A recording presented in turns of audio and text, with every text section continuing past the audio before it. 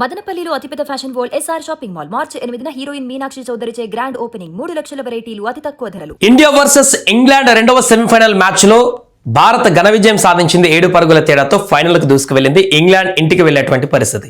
253 పరుగులు సాధించిన భారత టీం ఆ తర్వాత 254 పరుగుల చేజింగ్ తో ఇంగ్లాండ్ బరిలోకి దిగి చివరి వరకు పోరాడింది. అద్భుతంగా రాణించింది. అసలు ఇంగ్లాండ్ ఓటమి పాలవడానికి గల ప్రధాన కారణం ఏంటి? ఎక్కడ ఇంగ్లాండ్ తన ఓటమిని తానే కొని తెచ్చుకుందనేటువంటి విషయాన్ని ఒకసారి మనం పరిగణలోకి తీసుకుంటే, మొదటగా మ్యాచ్ వివరాలు తెలుసుకునేటువంటి ప్రయత్నం చేద్దాం. మొదట టాస్ గెలిచినటువంటి ఇంగ్లాండ్ ఇండియాకి బ్యాటింగ్ ఇచ్చింది. టాస్ గెలిచి ఇండియా బ్యాటింగ్ చేసింది. అయితే బ్యాటింగ్కి వచ్చినటువంటి తర్వాత ఇండియా ఆదిలోనే అభిషేక్ శర్మ వికెట్ కోల్పోయింది.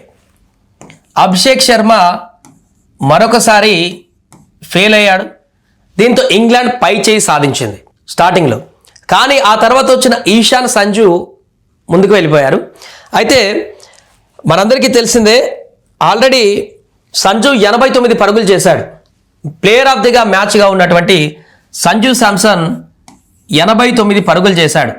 సంజు చేసినటువంటి ఈ 89 పరుగులే ఇప్పుడు టీమిండియా గెలవడంలో కీలక పాత్ర పోషించాయని చెప్పొచ్చు. ఎందుకంటే 7 పరుగుల తేడాతోనే ఇంగ్లాండ్ గెలిచింది. ఇంగ్లాండ్ ఓడిపోయింది, ఇండియా గెలిచింది. ఆల్మోస్ట్ టార్గెట్ లాస్ట్ వరకు వచ్చారు. ఈ 89 పరుగులు ఎందుకు గెలిపించాయనేటువంటి విషయాన్ని చూస్తే, ఇంగ్లాండ్ వేస్తున్నటువంటి 3వ ఓవర్ జోఫ్రా ఆర్చర్ వేస్తున్నాడు. 2 ఓవర్ల 2వ బాల్ 3వ ఓవర్ వేస్తున్నాడు. అప్పటికే అభిషేక్ శర్మ అవుట్ అయిపోయాడు. సంజు శాంసన్ 15 పరుగులు కొట్టి మంచి దూకుడు మీద ఉన్నాడు, కొడుతూనే ఉన్నాడు. కానీ 2.2 ఓవర్ వద్ద జోఫ్రా ఆర్చర్ వేసినటువంటి బౌలింగ్లో సంజు శాంసన్ చాలా లడ్డూ క్యాచ్ ఇచ్చాడు బ్రూక్కి. ఇంగ్లాండ్ కెప్టెన్ హ్యారీ బ్రూక్కి చాలా లడ్డూ క్యాచ్ ఇచ్చేశాడు ఈజీగా. ఆ క్యాచ్ని బ్రూక్ వదిలేశాడు. సంజు క్యాచ్ని హ్యారీ బ్రూక్ వదిలేశాడు. 15 పరుగుల వ్యక్తిగత స్కోర్ సంజు ఉన్నప్పుడు సంజు శాంసన్ 15 పరుగుల వద్ద అవుట్ అవ్వాల్సిన పరిస్థితి. ఈజీ క్యాచ్ అది. ఆ క్యాచ్ వదిలేయడంతో జరిగినటువంటి మూల్యం 89 పరుగులు సంజు శాంసన్. అంటే చూడండి, 89 పరుగుల అంటే ఎక్స్ట్రా 74 పరుగులు ఆ క్యాచ్ పట్టకపోవడం కారణంగా ఇండియాకు వచ్చినటువంటి ఎక్స్ట్రా పరుగులు 74 టోటల్ స్కోర్లో. అంటే మిగతా బ్యాటర్లు ఉన్నారు, కొడతారు కదా అయినా లేకుంటే అంటే అలా చెప్పడానికి ఉండదు. ఆల్రెడీ కొట్టాడు కాబట్టి అదే క్యాల్కులేషన్ ఉంటుంది. వాళ్ళు ఆ టైంలో ఆ సిచ్యువేషన్లో అలా ఆడతారనేది మనం ఎక్స్పెక్ట్ చేయలేం. సంజు అలా ఆడాడు కాబట్టి కింది వచ్చినటువంటి బ్యాటర్స్కి ప్రెషర్ తగ్గి వాళ్ళు ఆ విధంగా హిట్ చేస్తుంటారు. ముందు వికెట్లు పడ్డప్పుడు ఒత్తిడిలో ఆడైతే ఇంకో రాగా వేరేలాగా ఉంటుంది. కాబట్టి ఈ 74 పరుగుల పాత్ర అనేది చాలా కీలకం. ఇంగ్లాండ్ ఓడిపోయింది ఇక్కడే. మొదటగా ఇంగ్లాండ్ ఓడిపోయింది ఇక్కడే. 3వ ఓవర్లో సంజు శాంసన్ క్యాచ్ను హ్యారీ బ్రూక్ వదలడం వల్లనే ఇంగ్లాండ్ చాలా క్లియర్గా ఓడిపోయింది. ఎందుకంటే 254 పరుగుల లక్ష్యాన్ని 7 పరుగుల తేడాతోనే ఇంగ్లాండ్ ఓడిపోయింది. 7 పరుగులే అంటే 74లో 7 పరుగులు. చూడండి, ఈ 74 లేకపోతే ఇంగ్లాండ్ చాలా సునాయాసంగా ఇంకో కొన్ని ఓవర్లు ఉండగానే గెలిచేసేటువంటి అవకాశం ఉండేది ఇంగ్లాండ్కి. కానీ ఆ అవకాశాన్ని ఇవ్వకుండా సంజు శాంసన్ ఆ వచ్చినటువంటి అవకాశాన్ని, ఆ క్యాచ్ మిస్ చేసినటువంటి అవకాశాన్ని అద్భుతంగా ఉపయోగించుకొని 89 పరుగుల కీలక స్కోర్ని సాధించాడు. దీంతో ఇండియా 253 పరుగుల స్కోర్ని చేసింది.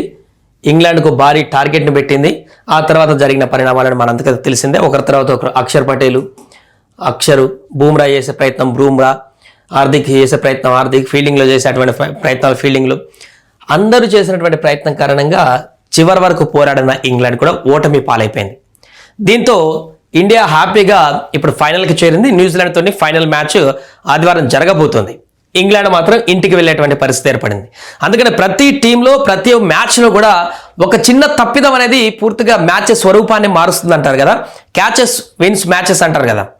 ఆ రకంగానే ఒక క్యాచ్ పరిణామము ఇంగ్లాండ్ తలరాతనే మార్చేసింది. ఇప్పుడు ఇంగ్లాండ్ ఇంటికి పోవడానికి కారణం అయిపోయింది.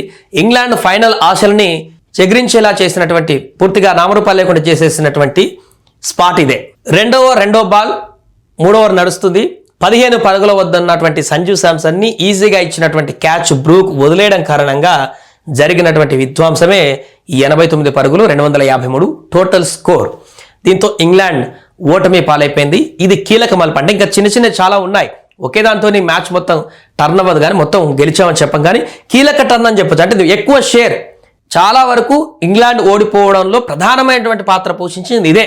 ఇక మిగతా చిన్న చిన్న అన్నీ కూడా ఉంటాయి, కానీ ఇది ఒక్క తప్పిదం లేకపోతే ఆ మిగతా అన్ని సార్ట్అవుట్ అయ్యేటివి. అంటే చిన్న చిన్న తప్పులు, పెద్ద తప్పు ఏదైతే ఉందో అది కీలక పాత్ర పోషిస్తుంది. కాబట్టి ఈ యొక్క మ్యాచ్ టర్నింగ్ పాయింట్ అనేది ఇది ఒకటని చెప్పొచ్చు. మొదటి 3వ ఓవర్లో ఇచ్చినటువంటి క్యాచ్ వదిలేయడంతో ఇంగ్లాండ్ పూర్తిగా ఇప్పుడు మ్యాచ్ నుంచి ఓడాల్సిన పరిస్థితి వచ్చింది. ఏదేమైనా నిన్న మ్యాచ్లో ఇంగ్లాండ్ 7 పరుగుల తేడాతో ఓడిపోయింది. లాస్ట్ వరకు పోరాడినా కూడా పూర్తి స్థాయిలో ఆ లక్ష్య ఛేదాన్ని ఛేదించడంలో విఫలమైపోయి ఈరోజు టోర్నీ నుంచి నిష్క్రమించాల్సిన పరిస్థితి అయితే ఏర్పడింది.